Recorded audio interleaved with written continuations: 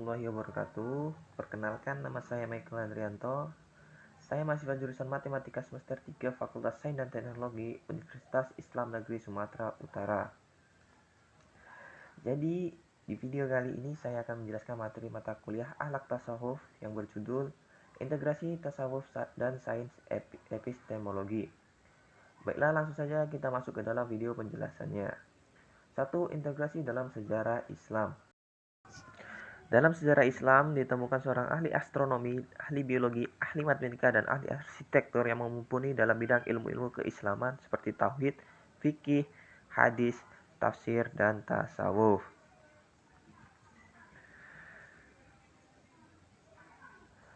Meskipun berprofesi sebagai saintis dalam bidang ilmu-ilmu keamalan, para pemikir muslimah klasik menempuh pola hidup sofistik dan kajian-kajian ilmiah mereka diarahkan kepada pencapaian tujuan-tujuan religius dan spiritual. 2. Integrasi agama dan sains. Pertemuan antara agama dan ilmu-ilmu sosial menurut Amin Abdullah harus diletakkan dalam dua dimensi yaitu normativitas dan historia. Aspek normativitas ditekankan pada ajaran wahyu yang berupa teks-teks keagamaan, sedangkan sisi historia terletak pada pemahaman dan bagaimana kelompok orang melakukan interpretasi terhadap aturan-aturan agama yang menjadi pilihannya, yang kemudian menjadi aktivitas kesehariannya. 3. Tasawuf. Tasawuf selalu berhubungan dengan tatanan moral atau al-akhlak al-karimah yang ditebarkan oleh Islam. Kemunculan tasawuf pada hakikatnya sudah memiliki benih sejak Nabi Muhammad SAW dan selanjutnya berkembang secara praktis di kalangan sahabat-sahabat dan dikenal dengan istilah tasawuf atau sufisme, yaitu pemikiran Islam yang mengedepankan kerohanian dan pembentukan al-akhlak al-karimah kepada penganut-penganutnya. Dan yang terakhir adalah tujuan tasawuf. Tujuan ilmu tasawuf adalah untuk mencapai ma'rifatullah dengan sebenar-benarnya dan tersingkapnya dinding yang membatasi diri dengan Allah. Ma'rifatullah dalam konteks ini berarti melihat Tuhan dengan hati mereka secara jelas dan nyata dengan segala kenikmatan dan kebesarannya. Tetapi tidak dengan kaifiyat, artinya Tuhan digambarkan seperti benda atau manusia ataupun yang lain dengan ketentuan bentuk dan rupa sebagai jawaban. Demikianlah penjelasan saya tentang integrasi tasawuf dan sains epistemologi. Dan materi kedua akan dijelaskan oleh teman saya yang berjudul Integrasi dan Interaksi dalam Ranah Epistemologi. Berikutnya, kita akan membahas integrasi dalam ranah epistemologi. Istilah epistemologi berasal dari bahasa Yunani, yaitu epistem, yang bermakna pengetahuan, dan logos yang bermakna ilmu atau eksplanasi.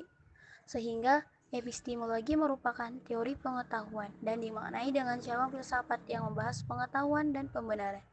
Dan kajian pokok epistemologi adalah makna pengetahuan, kemungkinan manusia meraih pengetahuan, dan hal-hal yang dapat diketahui. Dengan demikian, epistemologi adalah ilmu tentang cara mendapatkan ilmu. Nah, di sini ada dua pendapat tentang epistemologi. Yang pertama, pendapat dari Runes menjelaskan bahwa epistemologi adalah cabang filsafat yang menelusuri asal atau sumber, struktur, metode, dan validitas ilmu pengetahuan. Nah, pendapat yang kedua dari Surya Sumantri yang menyimpulkan bahwa epistemologi adalah sebagai bagian dari kajian filsafat ilmu membahas tentang proses dan prosedur, menggali ilmu, metode untuk meraih ilmu yang benar, makna dan kriteria kebenaran, serta sarana yang digunakan untuk mendapatkan ilmu.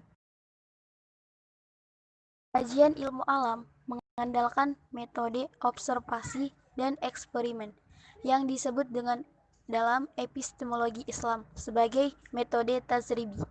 Sedangkan kajian tasawuf mengandalkan metode irfani yang disebut dengan metode tazkiyah al-nafas. Meskipun ada perbedaan metode, tetapi kedua metode biasanya melengkapi dan mendukung satu sama lain. Dalam khazanah peradaban Islam, banyak sains muslim yang ahli dalam bidang ilmu kealaman, juga seorang sufi yang mumpuni dalam bidang tasawuf.